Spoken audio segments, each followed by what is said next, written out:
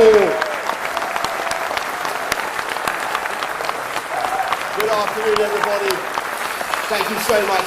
Thank you very much for that very kind welcome. Good afternoon, my fellow Conhomers, friends, and others. And it's great to be here in Birmingham, where so many thoroughfares in the city are already named after our superb Conservative Mayor, Andy Street. And I know that this conference is going to be a staggering success.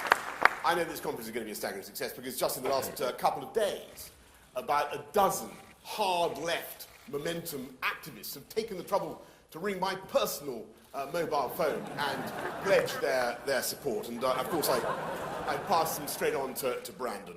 I want to also to congratulate my friend Philip Hammond for predicting that I will never become Prime Minister. Yesterday I saw he said it, which is the first Treasury forecast in a long time, I think, to have a distinct ring of truth. And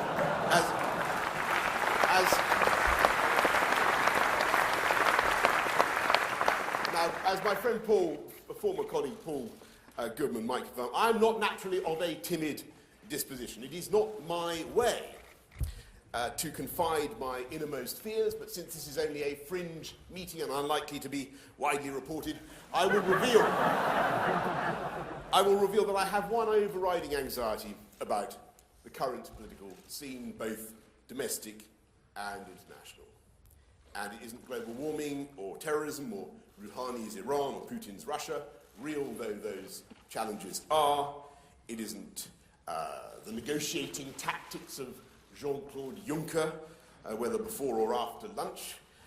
It's not even the economic and political catastrophe that would befall us in the event of a Corbyn government, horrifying though I find that idea.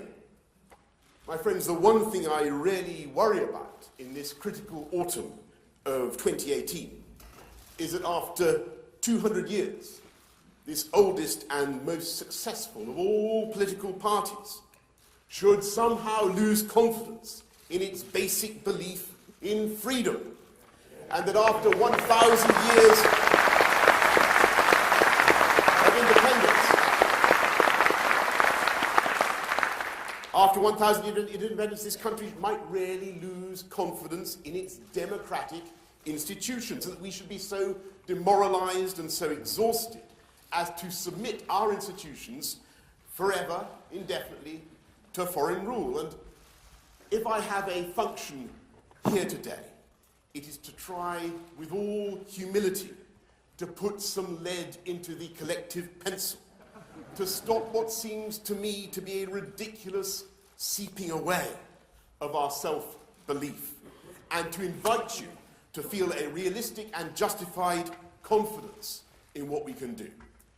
Not in a spirit of jingo or glib partisanship, because I know that this is a time of trial.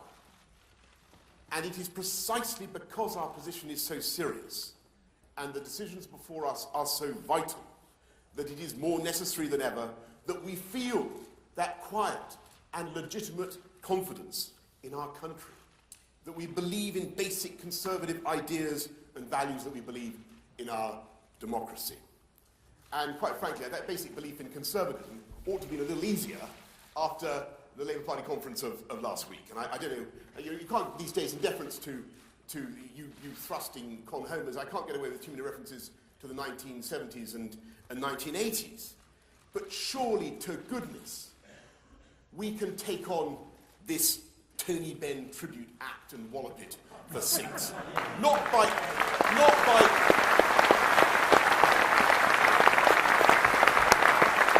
imitating them, not by capering insincerely on Labour turf. We won't get anywhere by metaphorically acquiring beards and string vests or allotments. I've got nothing against beards. I hasten to say I tried to grew one over the summer. It's horrific. But by systematically pointing out the damage they would do. They would spend literally hundreds of billions renationalising British renationalising industries in this country. They want to clobber business with new taxes, with kind of workers' Soviets on the board. They would wreck the economy, they would drive away investment, and, it now emerges, they would consign the population to years of further tedium, rancour and uncertainty, as if the last couple of years wasn't bad enough, by promising another Brexit referendum. Another one, as Brenda from Bristol might put it. We cannot, we must not, and we will not let this weaselly cabal of superannuated Marxists and Hugo Chavez admiring, anti-Semitism condoning Kremlin apologists anywhere near the government of this country.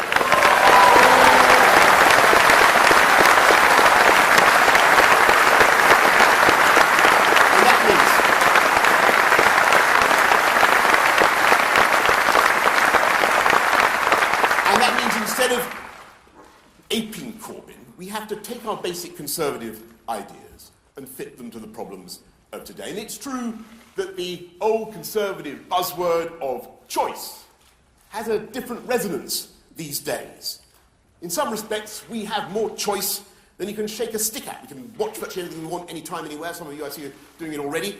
We can zoom off to Airbnbs on cheapo flights. Our food is better, our cars are faster, our life expectancy is a lot longer. And yet there is one huge difference between a baby boomer like me and all you thrusting con-home millennials. And in one way in which opportunity has diminished, and that is in the scope of the younger generation with their own resources to buy somewhere they can live that they can call their own. And it's a disgraceful fact that we now have lower rates of owner occupation for the under 40s than in France or Germany. And that reflects the failure of governments for the last 30 years to build enough housing, but it is also a massive opportunity for us Tories. If we rise to the challenge, if we get it right, it is an open goal. Because this is one of those critical issues where, in the phrase of Chris Patton, the facts of life do turn out to be conservative. And Labour's instincts actually clash in a fundamental way with the instincts of ordinary people. And worse still, Labour's political interests, which centre on the building and control of state-owned housing, are diametrically opposed to the interests of most families. And I remember when I first realised that we Tories were absolutely right about housing. I was a reporter on the Wolverhampton Express and Star, not far from here. And I went out to see a couple who complained about damp. They didn't normally do damp stories, but I was sent on them. And it was a terrible scene. They were sitting there with the heating on full blast and a baby crying and condensation dripping down the window, and there were these great black spores all over the wall. And the chap was in his socks, in an armchair, in a state of despair. And he was worried about the baby's cough, which was getting worse. And the council wouldn't do anything. And he felt that he couldn't do anything because it wasn't his property. And I could see how he felt somehow unmanned by the situation. And I felt very sorry for them both, because they were both total prisoners of the system. And I thought what a difference it would make to that family if they'd been able to take back control, to coin a phrase, to buy that flat. And since then, I've lost count of the number of times, and I bet you have too, when I've been out campaigning and someone has told me on the doorstep that they would vote Conservative forever out of sheer gratitude to us, to Margaret Thatcher, for letting them buy their own home. And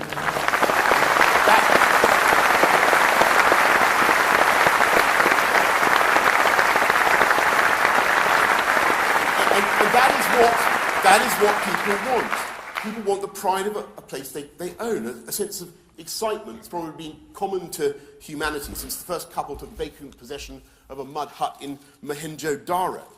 And yet Labour hates that instinct, and Corbyn hates that instinct. Because although they themselves live in rather nice Islington townhouses, which they own, they would much rather that the electorate stayed in social rented accommodation.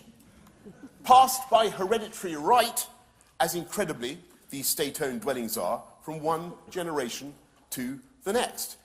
And they like it that way because they know that as soon as you get a mortgage and as soon as you have a stake in society, you are less likely to go on strike and you're more likely to vote Conservative. And if you stay in social rented accommodation, you're of course more likely to vote Labour. But I tell you something, my fellow con-homers, the paradox is that that Conservative approach not only delivers more homes for private purchase, but it delivers more affordable homes as well.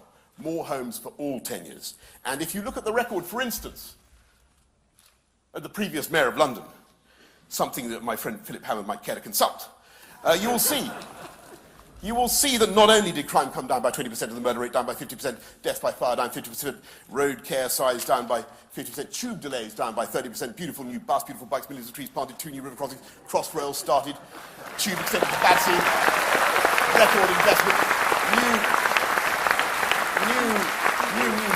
new museums in East London, and so on and so forth. And, by the way, NB Treasury Council tax cut by 20%. He did ask that point. You will see that in those 8 years, we built more homes for all tenures than the previous Labour administration, precisely because we changed the constricting rules that stopped good developments going ahead. And you will see now how, under #useless-Khan, the number of new builds is slumping because Labour gets tangled in its cynical political objectives. And it is the Conservative approach that gets things done.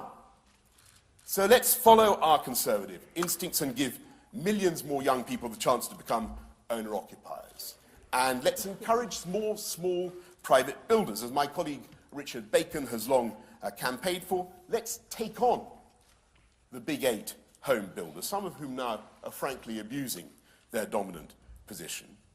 Let's crack down on land bankers, and let's give councils a real incentive to go for planning permissions and to go for growth, and to encourage building on those brownfield sites with long overdue fiscal devolution.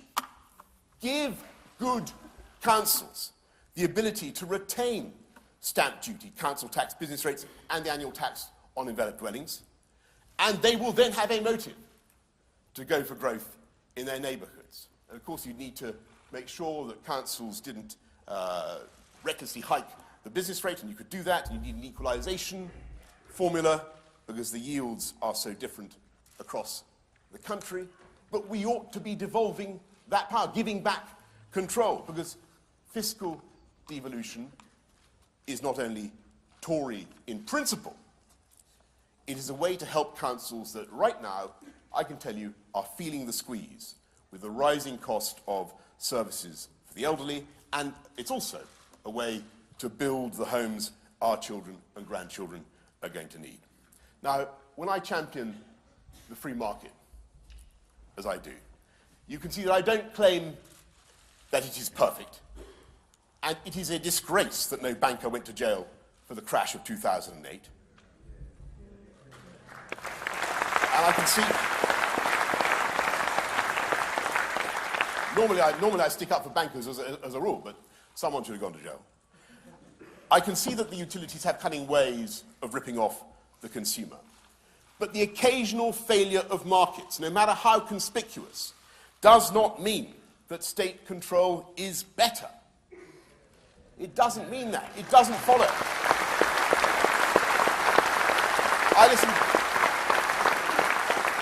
I listened carefully to Jeremy Corbyn last week, and it was astonishing that he had absolutely nothing to say about the wealth-creating sector of the economy. The people who get up at the crack of dawn to get their shops ready, the grafters and the grifters, the innovators, the entrepreneurs. He didn't mention any successes. He didn't mention a single sector of the British economy. Nothing interested him, except insofar as he wants to nationalise 10% of every company of more than 250 employees. The only organisation whose output he singled out for praise was Preston Council, I'm sure they're a great bunch in Preston Council, but they are not the locomotive of the UK economy. And we Conservatives know it's only by a strong private sector that we can pay for superb public services. And that's the central symmetry of our one nation Toryism. It's only by making the streets safer, and by the way, I don't think it's time we brought back systematic stop and search to end the politically correct nonsense. End the politically correct nonsense that has endangered the lives of young people in our capital and elsewhere. It's only by putting in the infrastructure that enables people to live near their place of work. It's only by having a properly funded NHS to give people the peace of mind they need. And by the way, let's get that extra funding into the NHS now. It's only by making sure that young people have the skills and the training that they need that you can create, by that public investment, you can create the platform for businesses to grow and succeed. And that is how to solve the UK's productivity puzzle. It is that virtuous circle, that symmetry, that means we must, on no account, follow Corbyn and start to try to treat capitalism as a kind of boo word. We cannot lose our faith in competition and choice and markets, but we should restate the truth that there is simply no other system that is so miraculously successful in satisfying human wants and needs. And we should set our taxes at the optimum rate to stimulate investment and growth, and we should not be constantly aiming to increase, but rather to cut taxes.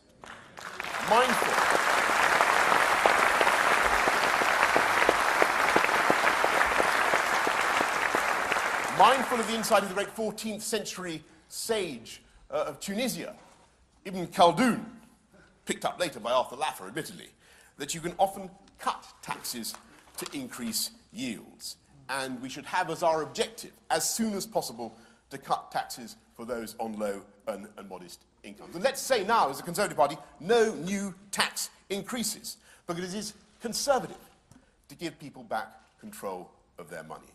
And instead of treating business as though it was somehow morally dubious, we Conservatives should celebrate its power to do good and the success of British business today. The only country in the world to have a trade surplus in music with America. Our manufacturing ingenuity, to my mind, gets daily more boggling. I think of the factory that makes bus stops, that it exports to Las Vegas. Bus stops, by the way, in a factory in Uxbridge, as it happens to be. And you wake up in Las Vegas, as I'm sure some of you have done, with a hangover, out in the street, and the chances are that you look up, there's a little piece of Uxbridge shielding you from the elements. And I think of that other Uxbridge factory that makes the futuristic wooden display cabinets for duty-free Toblerones in every airport in Saudi Arabia. Think of that, the invisible hand of the market reaching out from Saudi Arabia, circling the earth and pointing its finger at Uxbridge. And now is the time to turbocharge those exports, as Liam Fox has rightly said, and to be truly global again. Now, not long ago, I became the first foreign secretary to visit Peru for 52 years. And actually, I stood at some glittering embassy soiree in Lima. And I remember the famous old anecdote about one of my Labour predecessors, Lord George Brown, who had made a pass at a gorgeous creature clad in sinuous scarlet and so on and so forth, who turned out to be the Cardinal Archbishop of Lima. And I wondered why it had taken 52 years for a British Foreign Secretary to go again to Peru, an incredible place. It can't have been the indiscretions of Lord George Brown. It was 25 years since any of my predecessors went either to Chile or to Argentina. I'll tell you why, my friends. It was because our global strategy, our diplomatic, our political, our commercial strategy was focused on the EU. And of course, that was sensible in the 1970s. That certainly felt right in the 1970s when we first joined the common market. It makes much less sense today in the globalized economy when 95% of the world's growth is going to be outside the EU. And of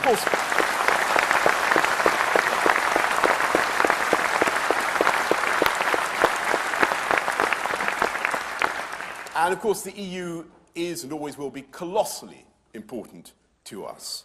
But the rest of the world is proportionally gaining ground. And I was thrilled to find that even though our trade with these Latin American countries is still relatively small, way behind our competitors, the UK is already the second biggest investor in Peru. We already do the second largest quota of Argentinian Malbec. And following the success of the 2012 Olympics, which I forgot to mention earlier on, there are British consultants helping with the Pan American Games in Lima. And these are just the beginnings. Think what we could do if we had proper free trade deals. And that is why it is so sad and so desperately wrong that we are preparing to agree terms with Brussels that will make it much more difficult, if not impossible, to do such deals. And that's why it was such a mistake of us to leave on the Chequers terms, locked in the tractor beam of Brussels. We will not only be prevented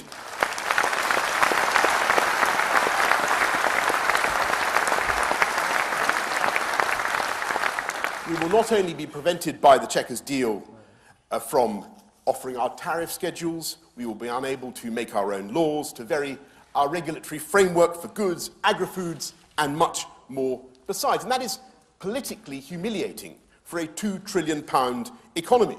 And it occurs to me that the authors of Chequers risk prosecution under the 14th century statute of praemunire, which says that no foreign court or government shall have jurisdiction in this country. It would mean... Look it up. Look it up. I really like that point. It would mean that UK business and industry, the entire economy, would be exposed perpetually to regulations that might have been expressly designed at the behest of foreign competitors to do them down. It would mean that whatever the EU came up with in future, banning the sale of eggs by the dozen, banning diabetics from driving, banning vaping, whatever, and all those have been at least considered by Brussels in the last few years. All this nonsense we would have to implement with no ability to change or resist. That is not pragmatic. That is not a compromise. It is dangerous and unstable, politically and economically. My fellow Conservatives, this is not democracy. That is not what we voted for.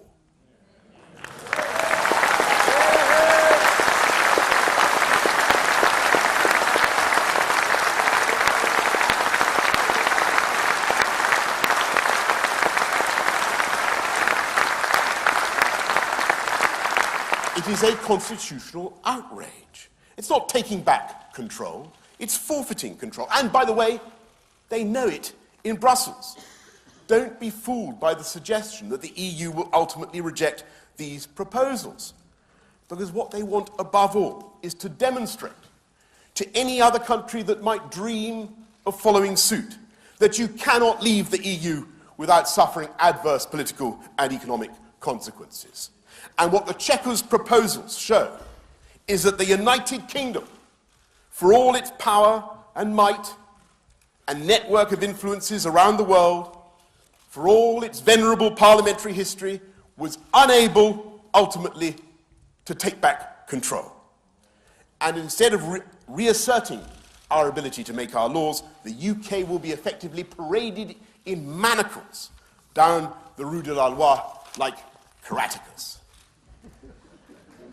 And do not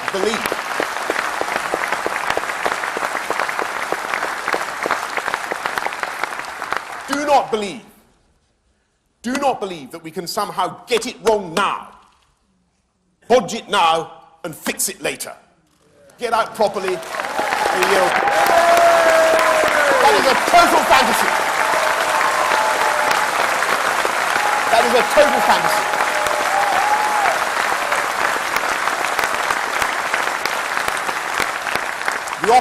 The opposite will take place. I've been watching the EU professionally for 30 years, and every time a referendum goes against the federalist cause, I have seen how the centripetal forces lock on, and slowly, slowly the offending country is winched back into place. And by its manifest democratic injustice, Chequers provides the perfect logic and argument for those who want Britain to return to the EU, and is therefore a recipe for continued acrimony. If Chequers is agreed, I'm afraid it will only embolden those who are now calling for a second referendum. And these are the same people, incidentally, who explicitly, some of them distinguished former prime ministers and so on, who explicitly, I remember it, you all remember it, explicitly told the electorate in 2016 that if they voted Leave, there was no going back. Remember that? No second chances. That was it. We're leaving the customs union and the single market. They now say that no such thing was on the agenda, but that was what they said then. And they said that the people had to get it right in 2016 because they would never be asked again. And they are now cynically campaigning to do just that in a way that I think would be disastrous for trust in politics.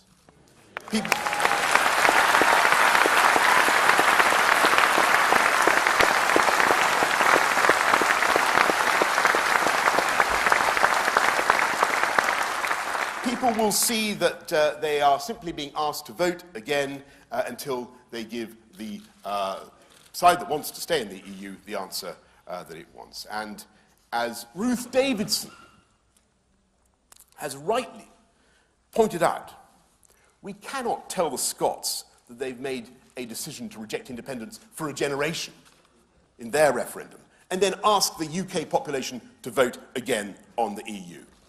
The idea...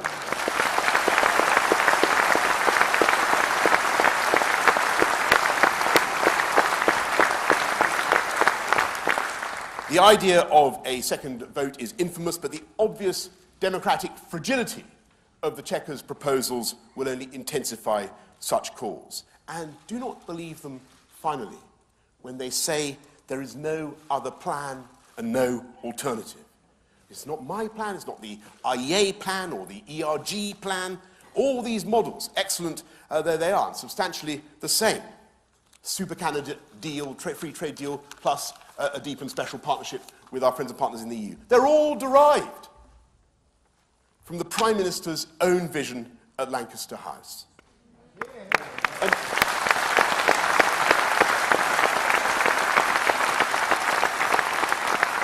And now, therefore, is the time truly to take back control and follow that vision, make the elegant, dignified, and grateful exit the country voted for.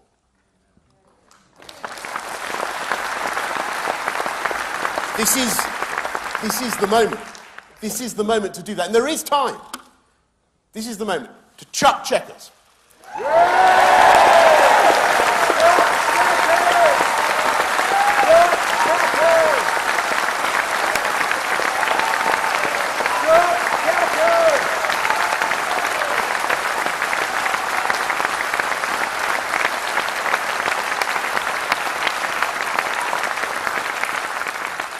To scrap the Commission's constitutionally abominable Northern Ireland backstop, to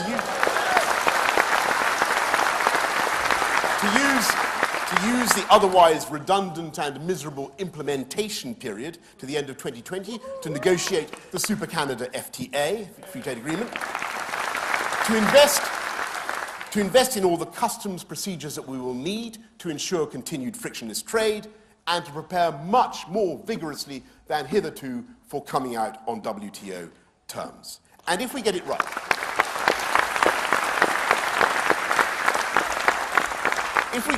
then the opportunities, frankly, are immense. It's not just that we can then do proper free trade deals, proper full-fat free trade deals. In so many areas of the 21st century economy, this country is already light years ahead. Tech, data, biosciences, financial services, you name it, we're the leaders. And we can use our regulatory freedom to entrench and to intensify those advantages. And of course, our European friends and partners can see that that might be possible. And that's exactly why they want to constrain us. And yet I would argue that it's actually in their interests too, to have the 5th largest economy in the world on their doorstep, acting as a continuing brake and caution to the over-regulatory instincts that have held the EU back, held EU growth back for so long. Instead of being relentlessly homogenized, we can actually learn from each other again in the spirit of friendly emulation that inspired the renaissance of European civilization. If we get this right, it can be win-win for both sides of the Channel. And if we get it wrong, my friends,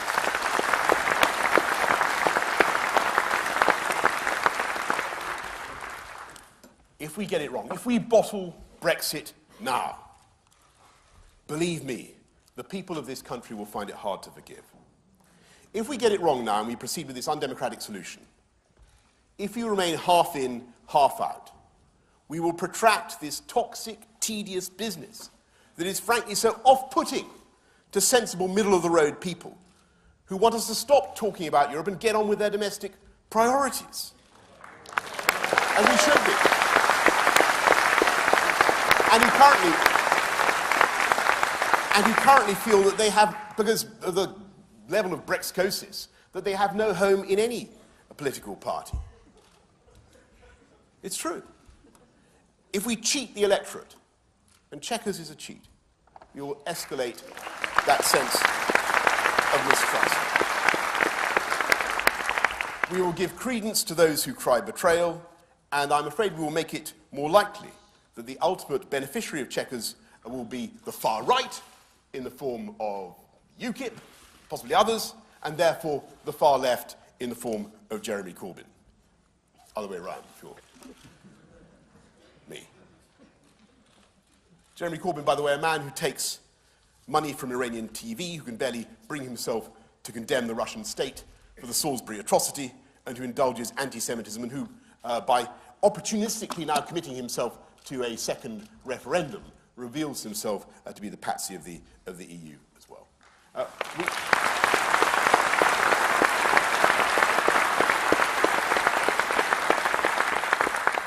We cannot allow that to happen. We must not allow it to happen. And so, for one last time, thank you all for coming along here today.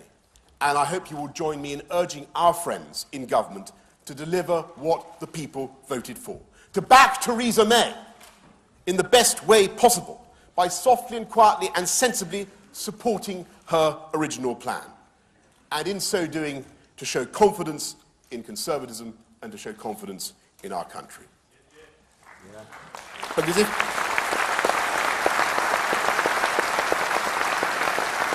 if we get it wrong, we will be punished. But if we get it right, we can and will have a glorious future, and this government will be remembered for having done something brave and right and remarkable and in accordance with the wishes of the people. Thank you very much.